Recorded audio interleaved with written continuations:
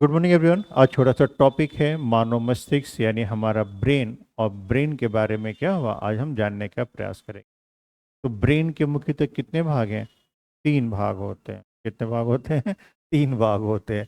एक को बोलते हैं अग्र मस्तिष्क, दूसरे को बोलते हैं मध्य मस्तिष्क, और तीसरे को क्या बोलते हैं? पश्च मस्तिष्क। फोर ब्रेन, मिड ब्रेन और हिंड ब्रेन। क्या बोलते हैं? Hind brain. ये ऊपर वाला पूरा लेयर क्या है? फोर ब्रेन का है। और बीच वाला क्या है? मिड ब्रेन है। और ये नीचे वाला क्या है? हिड ब्रेन के रूप में जाना। ब्रेन से संबंधित एक शब्दावली है जिसका नाम क्या है? ईईजी। क्या नाम है? ईईजी। तो ईईजी का पूरा नाम क्या है? इलेक्ट्रोइंसेफेलोग्राफ। क्या नाम है? इलेक्ट्रोइंसेफेलोग्राफ। ईईजी। एक और शब्द आता है जिसका नाम क्या है? ईसीजी। वो हार्ट वाला देखना है। क्या बोलना है? हार्ट वाला देखना है। और ईईजी का संबंध किससे? ब्रेन से। तो ईईजी करता क्या है? तो मस्तिष्क में उत्पन्न विद्युत गतिविधियों को क्या करता है? रिकॉर्ड करता है। ईईजी क्या करता है? ईईजी की जो मशीन है वो विद्युत गतिविधियों को क्या करता है? रिकॉर्ड करता है। और मस्तिष्क के कार्य और विकारों का अध्ययन करने में क्या है? उपयोगी है। आप डॉक्टर के पास जाइएगा ना, जैसे छोटा छोटा छोटा सेंसर पूरे सर सिर के ऊपर क्या हुआ लगा देता है, और फिर उसको अपने कंप्यूटर से क्या हुआ जोड़ देता है, और क्या करता है? इम्पल्स।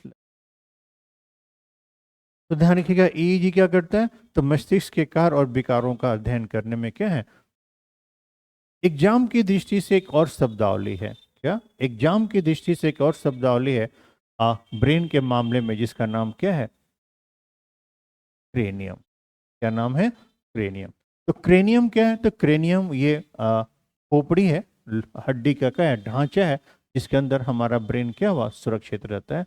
तो क्रेनियम क्या है? तो क्रेनियम कठोर अस्थि का सुरक्षित आवरण है, जिसके अंदर क्या हुआ हमारा ब्रेन सुरक्षित रहता है। कोई दिक्कत? एग्जामिनेशन की दृष्टि से हमने क्या देखा कि ब्रेन के तीन भाग हैं, और इसके साथ ही हमने एक शब्द सीखा ईईजी, और तीसरा शब्द ने क्या सीखा? क्रेनियम। क्या देखा? क्रेनियम। और क्रेनियम के अंदर हमारी खोपड़ी क्या होती है? सुरक्षित होती है। अगली बात है कि हमारे ब्रेन का वजन कितना होता है। तो औसत मनुष्य का जो ब्रेन का वजन है, उस वजन का जो वजन है वो 1400 ग्राम के आसपास होता है। लगभग 1.5 किलो के आसपास ही ना होगा? कितना होगा? 1.5 किलो के आसपास क्या हुआ ब्रेन का वजन होता है। पूरे सिर का नहीं, पूरे सिर का नहीं, इसका अंदर में क्या हुआ ब्रेन का। क्रेनियम हटा के क्या हुआ? क्रेनियम हटा के जो हमारा मस्तिष्क है उसका वजन कितना है? 1.5 किलो के आसपास से 14 ग्राम। जो अग्र मस्तिष्क है जिसको फोर ब्रेन कहते हैं, उस फोर ब्रेन का एक भाग है जिसका नाम क्या है? सेरेब्रम। क्या नाम है? सेरेब्रम। क्या नाम है? सेरेब्रम। तो जो सेरेब्रम है वो मस्तिष्क का सबसे बड़ा और विकसित भाग है।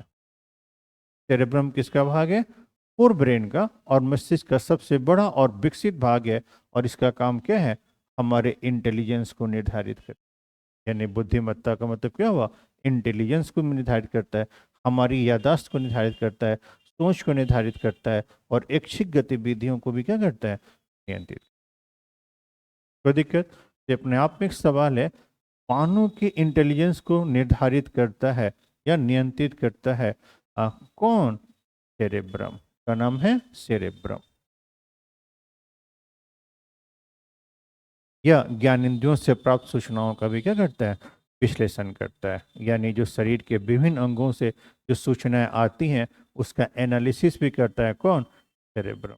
एनालिसिस करने के बाद बताएगा क्या प्रतिक्रिया देनी है। इन्हें बताएगा कि क्या प्रतिक्रिया। ब्रेन का अगला भाग है थैलेमस। क्या नाम है? थैलेमस। और थैलेमस किसको पहचानता है? दर्द को पहचानता है, ठंड को पहचानता है, और गर्मी जैसी संवेदनाओं को क्या हुआ। एक बार मैं दिल्ली में था ना, शाम हो गया, पेट में हल्का सा दर्द होने लगा, कुछ ज़्यादा ही दर्द होने लगा। तो हमने दुकानदार से कहा कि देखो ना भैया, पेट में थोड़ा दर्द है, कोई दवा दे दो। तो दवा दे दिया, तो कहा कि कुछ खा के खा लेना। हम के खा के खाना है? बोला क्यों? हमको फिर रहने दो, हमको लग रहा है हम सुबह से खाना नहीं खाए हैं। नहीं, ये माँ बाप का आशीर्वाद है कि उसने भूख का एहसास नहीं होने दिया आज तक। नहीं, कि भूख से अगर पेट में दर्द है तो पता ही नहीं चलता है कि कभी भूखे भी क्या हुआ है। आदमी सुबह सुबह निकल गया कॉलेज में और इधर उधर में पूरा दिन क्या हुआ गुजर गया, ध्यान भी नहीं रहा। क्यों? क्योंकि डेली आदमी खाना तो खाता ही है, 4 बार। क्या हुआ? 4 बार खाना आदमी खाता है।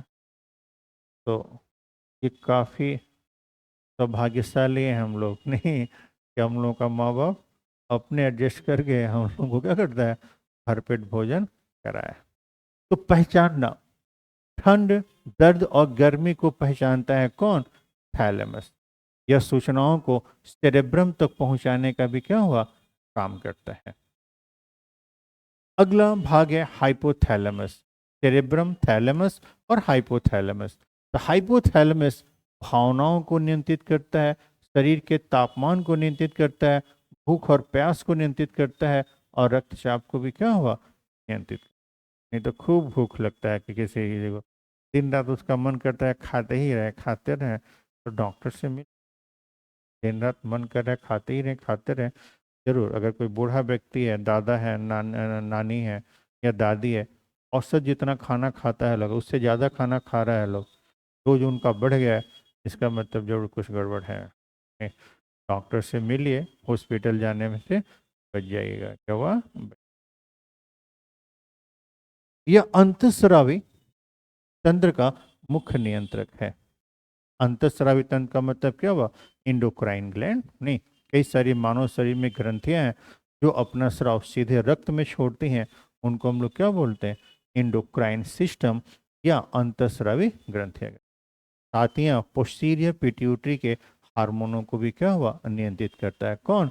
हाइपोथैलेमस। हाइपोथैलेमस किसका भाग है? फोर ब्रेन का भाग है। क्या है? फोर ब्रेन का भाग है।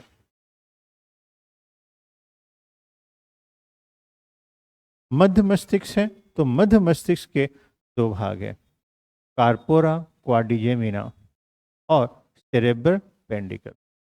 तो कार्पोरा क्वाड्रिजेमिना क्या है? तो यह दृष्टि और श्रवण रिफ्लेक्शन को नियंत्रित करता है, देखने सुनने की क्षमता को क्या हुआ, नियंत्रित करता है और प्रतिक्रिया देने में भी क्या हुआ, नियंत्रित। सेरिब्रल सेरिब्रल पेंडिकल क्या करता है? यह मस्तिष्क को मेरु रज्जु से क्या से जोड़कर आवेगों का संचार करता है। यानी मस्तिष्क और मेरु रज्जु को जोड़ता है कौन? सेरेब्रल पेंडिकल। सेरेब्रल पेंडिकल क्या करता है? मस्तिष्क को स्पाइनल कॉर्ड से क्या हुआ, इन कहानी, और आवेग का आदान प्रदान क्या रखता है, कंटिन्यू रखता है। ब्रेन का अंतिम और सबसे छोटा वाला भाग है जिसको बोलते हैं पश्च मस्तिष्क या हिट ब्रेन, और हिट ब्रेन का एक भाग है सेरेबेलम। क्या नाम है? सेरेबेलम। तो सेरेबेलम शरीर के संतुलन को बनाए रखता है और ऐच्छिक मांसपेशियों को भी क्या हुआ, नियंत्रित करता है, या आंतरिक कान के संतुलन रिसेप्टर से क्या करता है, जानकारी प्राप्त करता है। कान की सबसे छोटी हड्डी का नाम क्या है? और कान की 3 हड्डियों का नाम बताना है। कान की 3 हड्डियों का नाम बताना है।